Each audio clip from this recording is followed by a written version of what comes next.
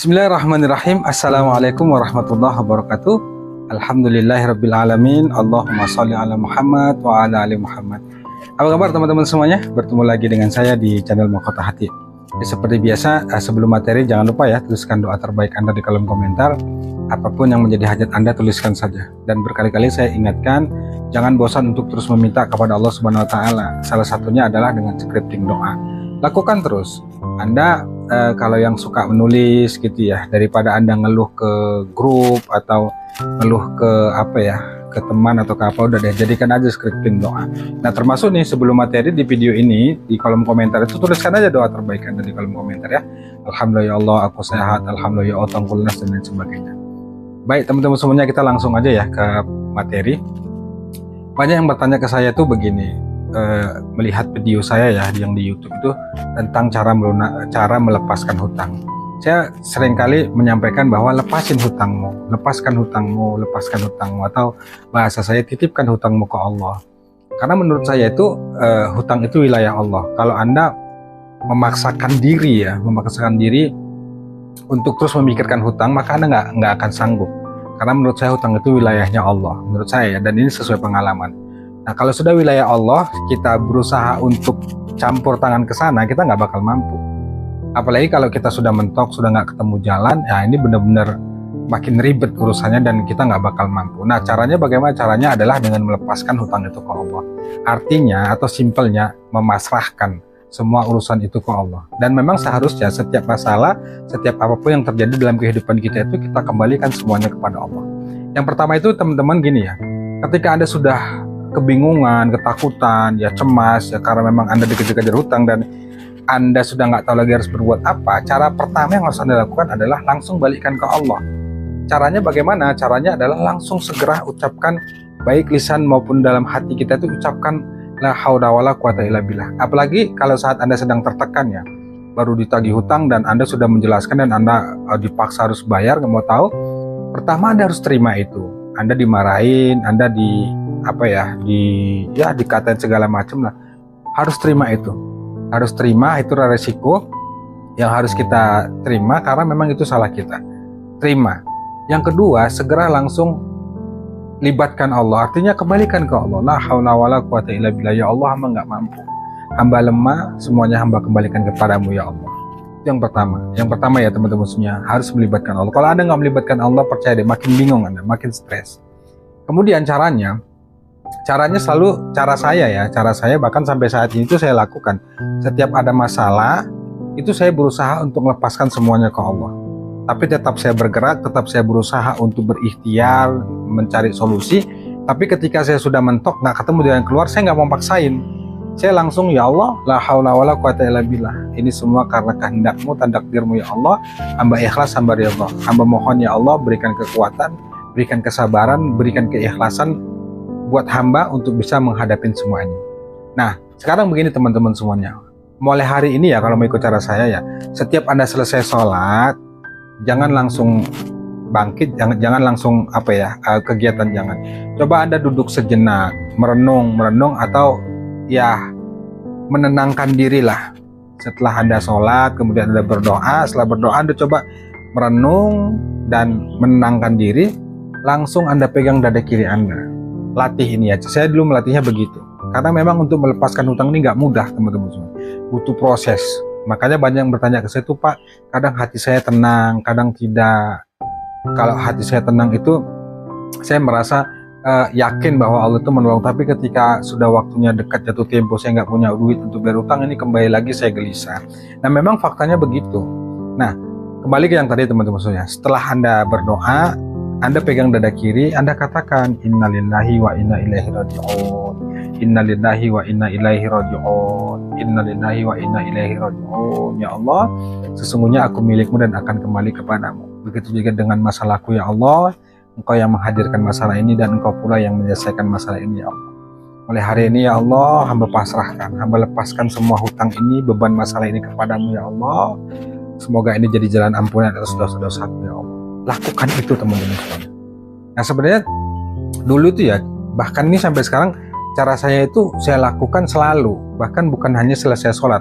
Setiap saya lagi kerja atau lagi aktivitas, ketika dihadapkan dengan masalah, saya teringat masalah itu, saya langsung dalam hati itu terus, ya Allah aku lemah, aku nggak mampu ya Allah, semuanya karena izin dan ridho-Mu, hamba pasrahin ya Allah, hamba pasrahin ya Allah. Nah, itu pertama. Yang kedua, teman-teman semuanya, alihkan pikiran itu, jangan selalu berfokusnya pada hutang. Jangan. Saya berkali-kali bilang bahwa pahami saja ya bahwa saat ini itu Anda sedang banyak masalah, artinya Anda sedang banyak hutang, Anda sedang dikejar-kejar hutang, Anda sedang dikejar-kejar tagihan. Pahami saja itu. Nah, fokus Anda jangan ke situ, fokus Anda bagaimana menciptakan diri kita ini berlimpah. Walaupun kita merasa sulit sekali untuk melepaskan, tapi mau nggak mau kita harus pelan-pelan melatih itu supaya hutang itu nggak melekat dalam diri kita. Yang kita pikirkan itu bukan berimajinasi, bervisualisasi seolah-olah kita ini sudah berlimpah, seolah-olah ini kita sudah kaya, seolah-olah kita ini sudah banyak uang. Itu teman-teman semuanya. Kalau kita bahas terkait masalah amalan apa supaya hutang cepat lunas, amalan apa supaya kita ini nggak dimarahi saat menagih hutang itu nagih, banyak teman-teman semuanya. Sebenarnya bukan amalan lagi, tapi bagaimana Anda bisa mengontrol pikiran Anda supaya bisa ridho, supaya lebih pasrah, supaya lebih ikhlas. Nah, kalau amalan saya sederhana. Anda yang penting satu, jaga sholat, baik yang wajib maupun sunat. Ingat teman-teman, ini sholat sangat penting. Kemudian yang kedua, perbanyak istighfar, perbanyak minta ampun sama Allah. Karena memang sebab dari sulitnya hidup kita, sebab dari sulitnya rezeki kita itu disebabkan karena dosa kita. Makanya minta ampun sama Allah, banyak istighfar. Habis sholat 5 waktu itu baca istighfar 100 kali. Nanti tengah malam selesai sholat taubat, baca istighfar 1000 kali. Itu saya lakukan. Nah, setelah itu Anda juga harus banyak sholawat. Sholawat itu juga salah satu manfaatnya adalah menghapus dosa. Nah, yang membuat salah satu rezeki kita itu sulit, nggak lancar itu karena ada hijab, ada penghalang. Apa itu? Dosa kita. Nah, dosa kita ini harus kita bersihkan. Walaupun ini ya faktanya, dan sunatullah kita ini manusia tetap semua berdosa, tapi paling nggak kita berupaya untuk menghilangkan atau minta ampun lah sama Allah sebanyak-banyaknya, supaya hijab itu yang penghalang dari doa-doa kita itu bisa terbuka, sehingga keajaiban itu terjadi, kemudian rezeki kita dimudahkan sama Allah. Begitu teman-teman semua. Jadi kalau Anda terlalu berpikirnya pada masalah hutang, bagaimana ya caranya ya, bagaimana ini ya, Anda akan stres sendiri. Apalagi Anda harus memaksa memikirkan bagaimana caranya ya, sudah mentok, Anda sibuk cari sana cari sini. Ya walaupun kita tetap dituntut harus untuk berikhtiar ya, mungkin bisa bertemu teman, saudara, segala macam. Tapi kalau sudah dimentokkan sama Allah, jangan paksain. Hadapin saja, ikutin saja, karena memang kita nggak ngerti hikmah di balik itu semua. Kemudian takdir Allah itu seperti apa, kita nggak ngerti. Yang pasti teman-teman semuanya, ketika kita dihadapkan dengan masalah apapun itu, sudah dipastikan bahwa kita pasti mampu dan sanggup melewatinya. Dan nggak mungkin Allah tuh kasih ujian masalah itu di luar dari batas kemampuan kita, itu nggak mungkin. Nah, jadi itu caranya. Pertama, selesai sholat itu Anda sering-seringlah bermeditasi lah, kalau bahasa saya itu menenangkan diri.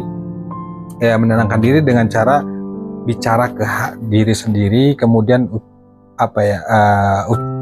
ucapkan dengan lisan dan penuh penghayatan, benar-benar penuh pemasrahan diri kepada Allah, bahwa ya Allah, sesungguhnya aku milikmu dan akan kembali kepadamu, kupasrahkan segalanya padamu ya Allah.